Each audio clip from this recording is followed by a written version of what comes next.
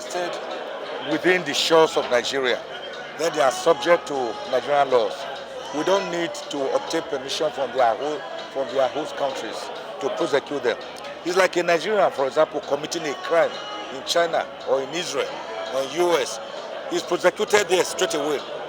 It's only when you want, for example, the person to be repatriated. Maybe if an American commits an offense here, he still wants that person repatriated back to America.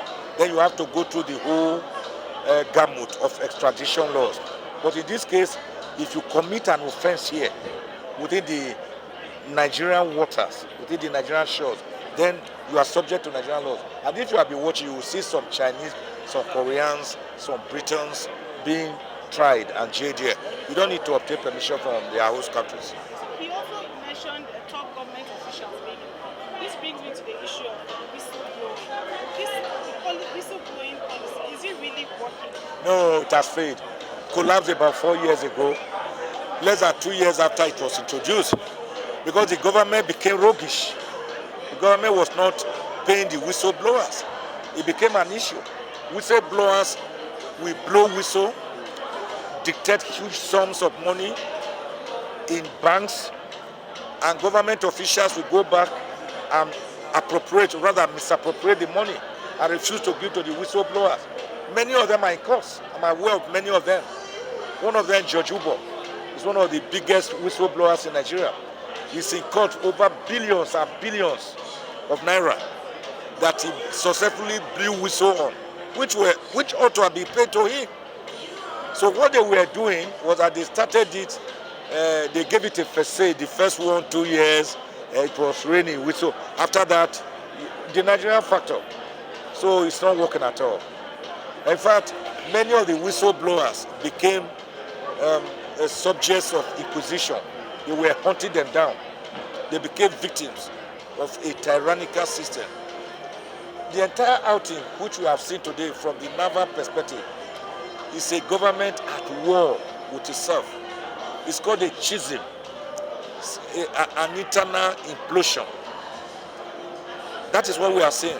So we are seeing a situation where non-state actors become even more powerful than the state itself. These people stealing the oil, they are government officials in collaboration with the Navy. So the Navy can never extricate itself. And that's what I was telling the Rear Admiral. If you are put in charge of a facility to guard it, you are the security man, and robbers come there, who will be the first person to ask? Is the security man. So you can't blame Nigerians for asking why. Why would there be oil theft? This theft we are talking about, we are not talking of stealing of gallons of fuel, of crude, or bottles.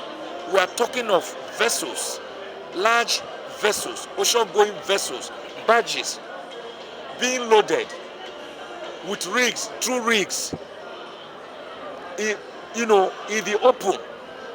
And if you are guarding such a thing, why would you not see it? So it's not as if we are talking about sachet of salt or sachet of sugar here. So the question is, who done it? That's why I zeroed down that the first party to be blamed are the Navy, of course, followed by other people.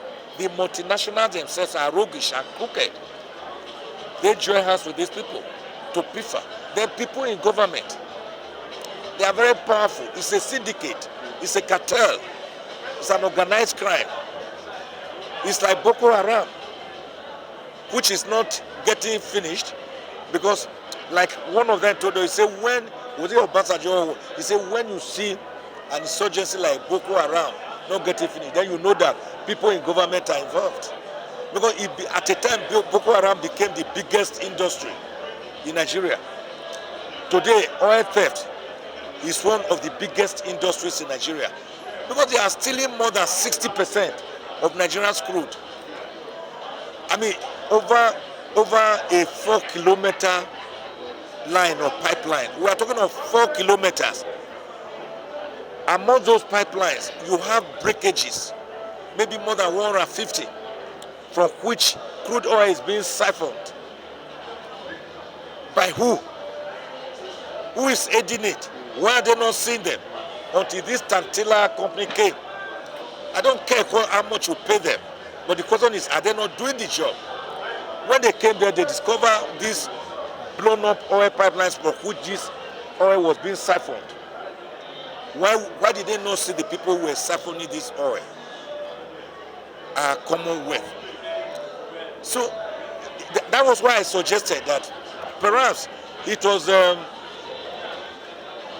Albert Einstein, the great philosopher and scientist, who gave birth to the law of relativity. The law of relativity led to the making of the first atomic bomb that destroyed the twin Japanese cities of Hiroshima and Nagasaki during the Second World War. You know what he said? He said, it's only a fool or a madman that seeks to solve a problem by applying the same solution with which the problem was made or formed in the first instance. So if what you have been doing is not working, then look around. How do we solve this problem?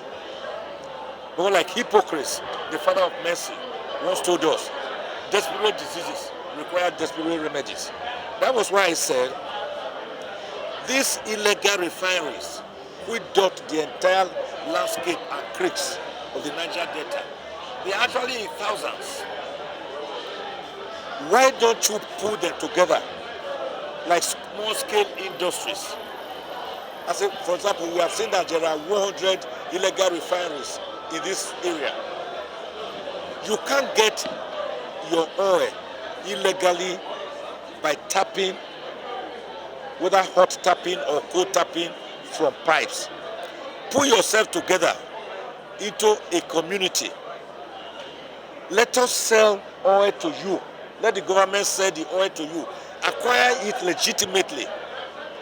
Then refine it based on these standards that we are going to give to you.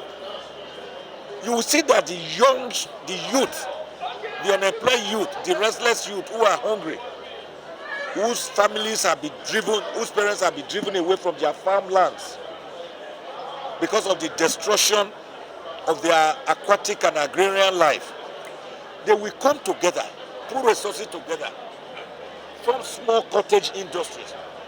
Didn't governments from Obasanjo give licenses to Nigerian oil firms to refine products? Which among them have you seen? Apart from one I heard is doing in Anambra, and then maybe this Dangote, which the president quickly commissioned, even though I heard that he cannot come on board until maybe 2025. So since that one is not working, get these small scale industrial oil merchants, put them together, sell them oil, give them oil, tell them how to refine, because they have the refining equipment. That's the irony. They have them. Wasn't Biafra refining oil as far back as 1967, 56 years ago, that sustained them during the 3-year bloody civil war against Nigeria?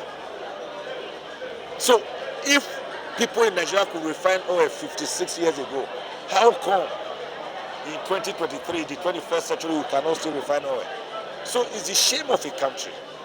And what we have seen is a government fighting against government, a government that is divided against itself, but being overpowered by non-state actors that are now controlling the government. So it's like the tail wagging the dog, rather than the dog wagging the tail, because they are all involved. They are all involved. That is why you cannot see the end, you cannot see the solution.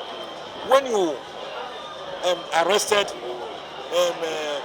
this vessel I mentioned today, the Turatu, carrying 800,000 barrels of crude oil, arrested by Tantila, and Malay carry says so, and said, we have intercepted it, we are investigating.